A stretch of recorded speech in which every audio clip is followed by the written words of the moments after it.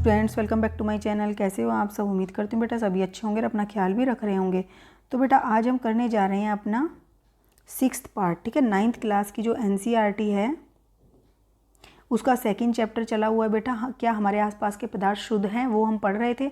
उसमें हम तक हम 5th पार्ट तक कंप्लीट कर चुके हैं। आज हम करने वाले हैं इसमें अपना पार्ट 6, ठीक है, जिसमें हम क्या जानेंगे, यौगिक क्या होता है। ओके, तो यौगिक क्या होता है वो जानेंगे। अपने लास्ट पार्ट में हमने 5th वाले में पढ़ा था तत्व क्या होते हैं और भौतिक और रासायनिक परिवर्तन क्या होते हैं।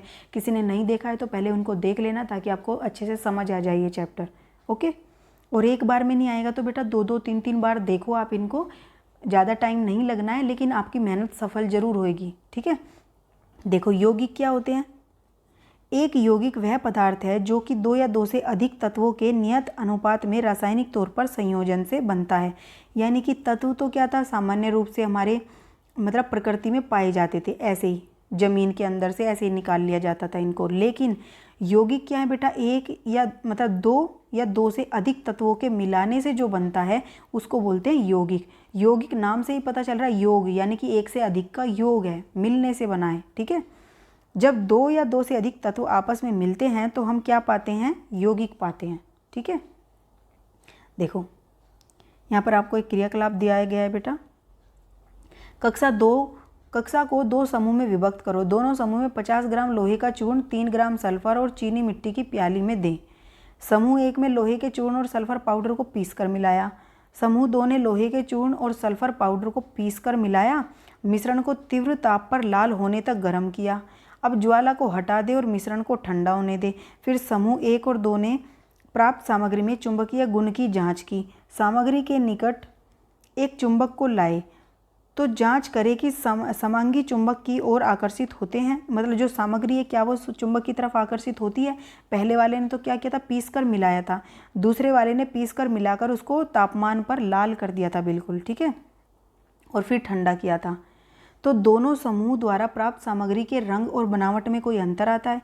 प्राप्त सामग्री में के एक भाग में कार्बन डाइसल्फाइड, ठीक है, और मिलाई। फिर मिश्रण अच्छी तरह मिलाया और छान लिया। प्राप्त पदार्थ को दूसरे भाग में तनु सल्फ्यूरिक अम्ल या तनु हाइड्रोक्लोरिक अम्ल को मिलाया। इस क्रियाकलाप को बेटा आपको अध्यापक के उसमें करना है, निरीक्षण में, आप खुद से नहीं करोगे। इस क्रियाकलाप को लोहा और सल्फर तत्वों के साथ अलग अलग दोहराया गया, ठीक है, और अवलोकन को नोट किया। तो अब देखो बेटा क्या क्या चीज़ें हमने नोटिस की होंगी। क्या दोनों समूह द्वारा प्राप्त सामग्री दिखने में समान थी? तो क्या समूह द्वारा प्राप्त सामग्री में चुंबकीय गुण विद्यमान थे? क्या प्राप्त सामग्री के घटकों को हम पृथक करने में सक्षम हैं? या क्या तनु सल्फ्यूरिक अम्ल या तनु हाइड्रोक्लोरिक अम्ल सामग्री पर डालने से दोनों समूह को गैस प्राप्त होती है? क्या दोनों स्थितियों में प्राप्त गैस की गंध समान या अलग होती है? ये चीज़ें हमें नोटिस करनी है उनके अंदर, ठीक है। तो देखो अब हमने क्या क्या नोटिस किया। समूह 1 जो है द्वारा प्राप्त गैस हाइड्रोजन है। मतलब कि जो जब उसने उसको मिलाया था तो उसमें से कोई गैस उत्पन्न हुई थी हाइड्रोक्लोरिक अम्ल वगैरह मिलाने से, तो वो कौन सी थी, हाइड्रोजन गैस थी। यह एक रंगीन गैस थी, गंधहीन थी और ज्वलनशील थी। यानी कि अगर माचिस की तीली लाते हो तो ये पॉप साउंड के साथ एकदम से जल उठती है, ठीक है। तो हाइड्रोजन गैस कैसी है, ज्वलनशील है, रंग इसका कुछ होता नहीं है, रंगीन होती है, और गंधहीन यानी कि इसमें स्मेल भी नहीं आती है। इसकी ज्वलनशीलता की जांच कक्षा में नहीं की जा सकती, ठीक है, खतरनाक हो सकती है। तुमने सुना होगा हाइड्रोजन के बम बनते हैं बेटा, तो हाइड्रोजन गैस है, ये खतरनाक तो होगी। फिर समूह 2 द्वारा प्राप्त गैस हाइड्रोजन सल्फाइड थी, ठीक है, क्योंकि उसने क्या किया था, उसको पूरे तीव्र तापमान पर गर्म किया था। और ये गैस कैसी है, ये भी रंगीन गैस है। इसकी गंध सड़े हुए अंडे जैसी होती है। देखो इसमें गंध होती है, रंगीन तो ये भी होती है, लेकिन हाइड्रोजन सल्फाइड में सड़े हुए अंडे जैसी गंध आती है। आपने पाया कि दोनों समूह द्वारा प्राप्त पदार्थ भिन्न भिन्न गुणों को दर्शाते हैं। यद्यपि प्रारंभ में दिए गए पदार्थ समान थे, लेकिन मिक्स करने के बाद एक के भौतिक परिवर्तन हुआ था, जबकि दूसरे में क्रिया करने के पश्चात क्या हुआ, रासायनिक परिवर्तन हुई। पहले वाले ने तो सिर्फ इनको मिलाया था तो इसमें तो कुछ ऐसा परिवर्तन हुआ नहीं, सिर्फ क्या हुआ था, भौतिक परिवर्तन हुआ था मिलाने से। लेकिन इसने इसको तापमान पर गर्म किया था तो इससे इसके अंदर कुछ रासायनिक परिवर्तन हो गए थे, ठीक है, जिसके कारण उसमें इस तरीके का परिणाम दिखा। समूह 1 द्वारा प्राप्त की गई 2 पदार्थों का मिश्रण है। दी गए पदार्थ लोहा और सल्फर है, जिनको हम फिर अलग भी कर सकते हैं, ठीक है। तो अब तुम्हें पता चलेगा बेटा मिश्रण और यौगिक में क्या अंतर होता है। पहला जो था समूह 1 द्वारा किया गया था वो मिश्रण था। समूह 2 द्वारा जो किया गया था गर्म करने के बाद उसमें कुछ रासायनिक परिवर्तन आ गए, वो क्या था तुम्हारा यौगिक, ठीक है, यौगिक बन चुका था। तो तत्व या यौगिक केवल मिश्रण बनाने के लिए मिलते हैं, ठीक है। मिश्रण क्या है, तत्व और यौगिकों के केवल मिश्रण बनाने के लिए मिलते हैं, किंतु किसी नए यौगिक का निर्माण नहीं करते। कुल मिलाकर ऐसा समझो, जब भी हम तत्वों या यौगिकों को आपस में मिलाते हैं, उनके चूर्ण को या पीस कर उनको कैसे भी मिलाते हैं, तो उनमें कोई नया पदार्थ नहीं बनता, ठीक है, ना उनके गुण चेंज होते हैं, रासायनिक गुणधर्म चेंज होते हैं। जबकि यौगिक में तत्व क्रिया करके नए यौगिक का निर्माण करते हैं, ठीक है, क्या करते हैं, नए यौगिक का निर्माण करते हैं, यानी कि तीसरे पदार्थ का निर्माण करते हैं, उनकी प्रकृतियां बदल जाती हैं। मिश्रण जैसे देखो बेटा, हाइड्रोजन गैस और ऑक्सीजन गैस के मिलने से क्या बनता है, तुम्हारा जल बनता है। तो हाइड्रोजन गैस की प्रकृति अलग होती है, ऑक्सीजन की अलग होती है, लेकिन जब ये जल बन जाता है तो उसकी प्रकृति बिल्कुल अलग हो जाती है, पीने के काम आता है। जबकि ऑक्सीजन क्या आ रही थी बेटा, सांस लेने के काम आ रही थी, तो इनकी प्रकृतियाँ चेंज हो गई, तो ये रासायनिक परिवर्तन हुआ था, ठीक है। और ये देखो H2 + O2 ये मिले तो हमें क्या मिला, H2O। तो ये हमारा यौगिक बना है, क्योंकि दो अलग अलग तत्वों के मिलने से बना। ये अलग तत्व है, ये अलग तत्व है, इन दोनों तत्वों के मिलने से या रासायनिक अभिक्रिया होने के बाद जो मिला वो है हमारा तीसरा पदार्थ, और ये यौगिक कहलाता है, ठीक है।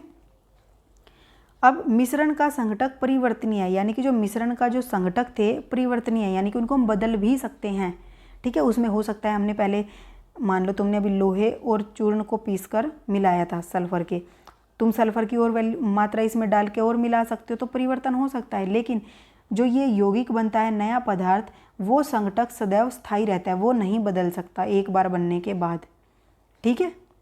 फिर तीसरा पॉइंट क्या है, मिश्रण उसमें उपस्थित घटकों के गुणधर्म को दर्शाता है, ठीक है। जो मिश्रण होता है उसमें जो उपस्थित घटक होते हैं उनके गुणधर्मों को क्या करता है, ये दर्शाता है। जैसे सल्फर था, सल्फर के गुण खत्म नहीं होंगे, लोहे के गुण भी खत्म नहीं होंगे, उन दोनों के गुणों को ये मिश्रण दर्शाएगा, ठीक है। जबकि जो तीसरा पदार्थ है, नए पदार्थ के गुणधर्म, जैसे हाइड्रोजन थी उसका गुणधर्म और ऑक्सीजन का गुणधर्म अलग था, लेकिन जब वो जल बन गया तो इन दोनों के गुणधर्म को ना दर्शा के वो तीसरे के अलग ही प्रकार के गुणधर्म दर्शाता है। जबकि इसमें क्या था, वो पहले वाले गुणों के दोनों के गुणों को दर्शाता है, ठीक है। जैसे कि मान लो तुमने नमक और चीनी को मिला दिया एक जगह, तो चीनी का मिठास और नमक का नमकीनपन एक साथ रहेगा, दोनों के गुणधर्म यहाँ मिलेंगे हमें उस मिश्रण के अंदर। जबकि इसमें हमें गैस का या ऑक्सीजन गैस का कोई भी ऐसा प्रकृति नज़र नहीं आएगी, ठीक है। उसके बाद घटकों को भौतिक विधियों द्वारा सुगमता से अलग भी कर सकते हैं, जबकि इनको बेटा केवल रासायनिक या विद्युत रासायनिक प्रतिक्रिया के द्वारा ही अलग कर सकते हैं। जब एक बार हाइड्रोजन और ऑक्सीजन के मिलने से बेटा जल बन गया तो हम इसको आसानी से अलग नहीं कर सकते जब तक इसमें कोई रासायनिक क्रिया ना करवाएं हम। अगर रासायनिक क्रिया कराएंगे, विद्युत प्रवाह करवाएंगे, तब जाकर हम इसको वापस से पहले वाले में ला सकते हैं, ठीक है। ये बहुत इंपॉर्टेंट है, ये चीज़ आपको समझनी है। अब मिश्रण जो है बेटा, मिश्रण का गुण उन दोनों मिले हुए तत्वों के गुण के समान होता है। समूह 2 द्वारा प्राप्त सामग्री क्या है बेटा, यौगिक है, क्योंकि उसमें क्या है, उसके गुणधर्म बदल गए थे, ठीक है, क्योंकि उन्होंने उसको गर्म कर दिया था। दोनों तत्व को तीव्रता से गर्म करने पर हमने यौगिक पाया, जिसका गुण मिले हुए तत्वों से बिल्कुल अलग हो गया था, ठीक है। अब यौगिक का संघटक पूरे पदार्थ के समान है। अब जो यौगिक के संघटक थे वो पूरे के पूरे, जैसे H2 और O2 के मिलने से क्या बना, H2O। अब ये H2O में हर जगह पर जो है ये यौगिक के गुण समान होंगे, मतलब इस हिस्से को देखोगे इसमें भी H2 और O2 की मात्रा समान होगी, इस हिस्से में भी H2 O2 की समान होगी, हर जगह पर समान गुण पाए जाएंगे, ठीक है, यौगिक में। जबकि मिश्रण में क्या था, हो सकता है कहीं पर तुम्हें मीठा ज़्यादा लगे, कहीं पर तो नमकीन ज़्यादा लगे।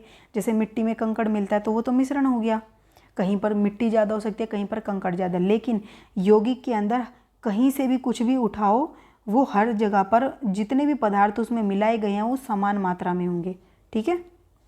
जैसे नमक चीनी वाला घोल था एक तरीके का, लेकिन उसमें रासायनिक परिवर्तन नहीं हुआ था बेटा, ये ध्यान भी रखना।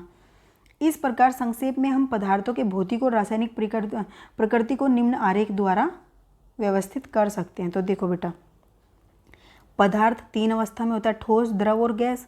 अब पदार्थ को 2 में बांटा गया, शुद्ध में और मिश्रण में, ठीक है, मतलब अशुद्ध में। तो शुद्ध पदार्थ 2 तरीके के होते हैं, तत्व और यौगिक। तत्व क्या होते हैं बेटा, इनको और छोटे या सरल पदार्थों में नहीं विभाजित कर सकते, सबसे छोटा कण माना जाता है इनको। मतलब कि सबसे छोटे पदार्थ माने जाते हैं, सरल पदार्थ जिनको कहते हैं। यौगिक जो है बेटा ये एक नियत मतलब कई पदार्थों के मिलाने से बनता है और इनको रासायनिक विद्युत रासायनिक प्रक्रिया द्वारा ही इनको अलग किया जा सकता है। ठीक है, मतलब इनको अलग किया जा सकता है पर इनको अलग नहीं किया जा सकता। उदाहरण के लिए कॉपर, ऑक्सीजन, लोहा, हाइड्रोजन, जैसे ये हो गए हाइड्रोजन, ऑक्सीजन, नाइट्रोजन, ये सारे तत्व हैं क्योंकि एक ही प्रकार के कणों से मिलकर बने हैं। यौगिक में H2O ये हाइड्रोजन कण और ऑक्सीजन दोनों कणों से मिलकर बना है। ठीक है, दोनों तत्वों के कणों से मिलकर बना है, तो ये क्या हो गए तुम्हारे यौगिक। नमक, चीनी, मीथेन, जल, ये सब भी यौगिक के अंदर आते हैं। जो नमक है बेटा वो भी सोडियम और देखो सोडियम और क्लोराइड के मिलने से बनता है। ठीक है, तो दो प्रकार के तत्वों से मिलकर बना है नमक, ये नमक का रासायनिक सूत्र है। ठीक है, तो ये भी एक यौगिक है। अब मिश्रण जो था अशुद्ध पदार्थ थे वो दो प्रकार के होते हैं, समांगी और विषमांगी। समांगी में समान संगठक होते हैं, विषमांगी में असमान। जैसे मिट्टी में कंकड़ मिला दो तो ये कहीं पर ज़्यादा कहीं पर कम, और समान में जैसे नमक और जल का घोल वो समान होता है। ठीक है, तो उदाहरण भी तुम्हें नीचे दिए गए हैं। उदाहरण के लिए जल में चीनी, जल में नमक, कार्बन डाइऑक्साइड में सल्फर, जल, अल्कोहल, ये सब समांगी हैं। विषमांगी चीनी तथा नमक को मिलाना, लकड़ी और रक्त, तेल, ये सब क्या है बेटा, बालू तथा नमक, ये सब तुम्हारे विषमांगी मिश्रण के अंदर आ जाते हैं। ठीक है, तो ये बेटा हमने अपना चैप्टर यहाँ पर कंप्लीट कर लिया है। उम्मीद करती हूँ आपको ये अच्छे से समझ आ गया होगा चैप्टर। इसको 2-3 बार आपको वीडियो को बार बार देखना है रिवाइंड कर करके, और फिर भी आपको कुछ डाउट रह जाए तो बेटा आप नीचे कमेंट बॉक्स में लिख सकते हो। और प्लीज़ बेटा अगर आपको ये समझ आते हैं चैप्टर मेरे समझाए तो प्लीज़ वीडियो को लाइक शेयर ज़रूर किया करो और अपने दोस्तों तक इसको शेयर करो ताकि वो भी इससे अच्छे से पढ़ सके, उनकी भी हेल्प हो सके। ठीक है, तो अपना जो नेक्स्ट चैप्टर होगा बेटा 4th जो हम करेंगे 4th नंबर पे, 8th या 9th चैप्टर होगा उसको नेक्स्ट वीडियो में करेंगे। तो तब तक के लिए ऐसे हंसते रहिए, मुस्कुराते रहिए, पढ़ते रहिए और आगे बढ़ते रहिए। Thank you.